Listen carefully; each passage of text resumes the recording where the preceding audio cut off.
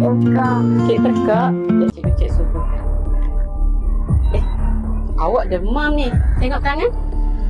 Oh, ada bintik merah lah. Kaki? Kat kaki pun ada juga. Buka mulut, kita nak tengok. Ada asal dalam mulut awak. Ni tanda-tanda HFMD ni.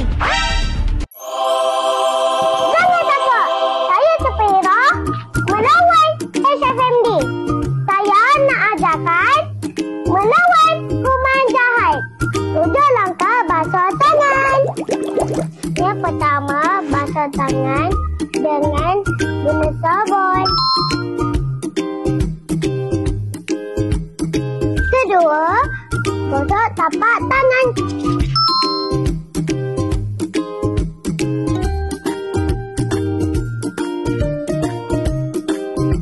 Ketiga, gosok jari dan celah jari.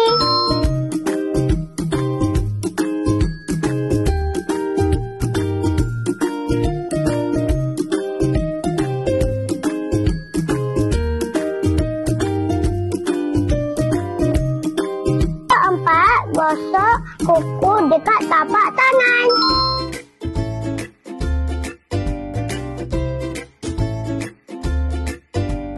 Kelima, gosok belakang tangan.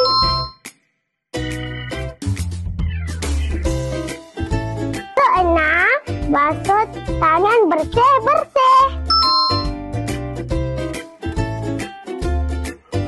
Ketujuh, lap guna kain. Tangan dah bersih. Saya tak boleh duduk sini.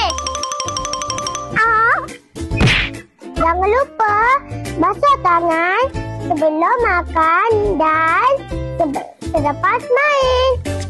Jaga diri dan sayangi kaum-kaum.